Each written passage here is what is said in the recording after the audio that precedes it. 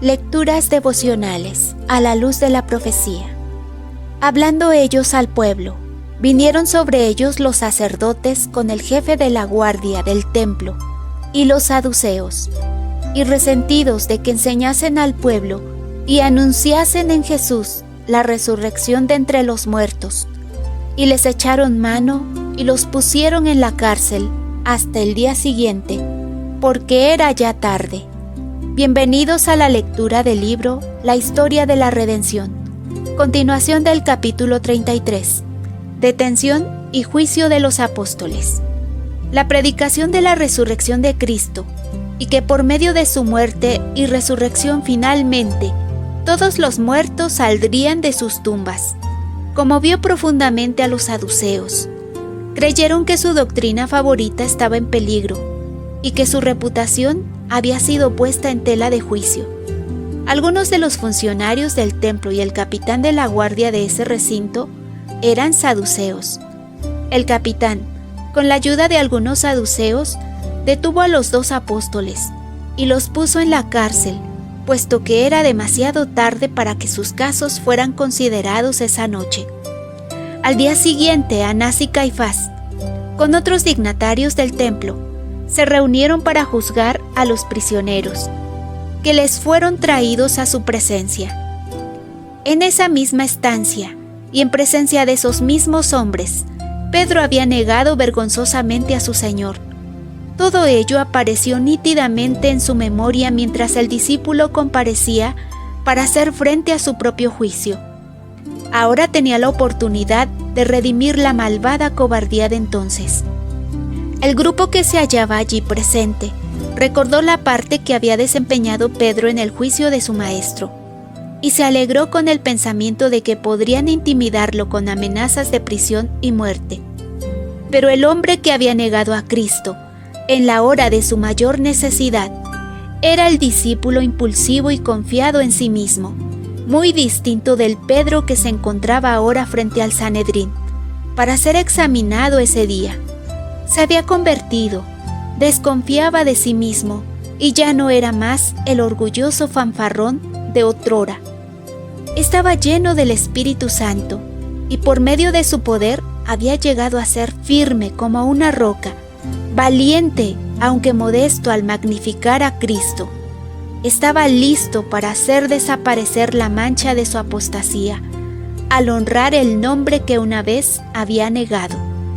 Continuamos con la lectura del libro La historia de la redención. Capítulo 33. La osada defensa de Pedro.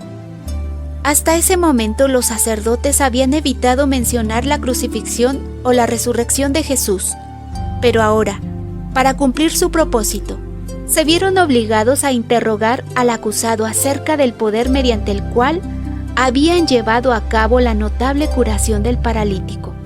Entonces Pedro, lleno del Espíritu Santo, dirigiéndose respetuosamente a los sacerdotes y ancianos, declaró lo siguiente: «Sea notorio a todos vosotros y a todo el pueblo de Israel, que en el nombre de Jesús de Nazaret, a quien vosotros crucificasteis, y a quien Dios resucitó de los muertos, por él este hombre está en vuestra presencia sano.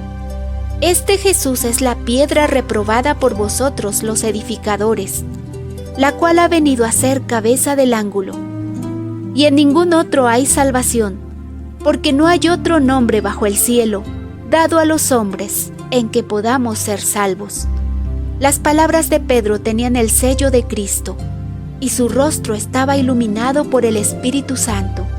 Muy cerca de él, como testigo viviente, se hallaba el hombre que había sido milagrosamente curado. El aspecto de ese hombre, que solo pocas horas antes era un desamparado paralítico, pero que ahora había sido restaurado a la plena sanidad de su cuerpo, y había sido iluminado con respecto a Jesús de Nazaret, le añadía peso al testimonio de las palabras de Pedro. Los sacerdotes, los gobernantes y el pueblo guardaron silencio. Los gobernantes no tenían poder para refutar esa declaración.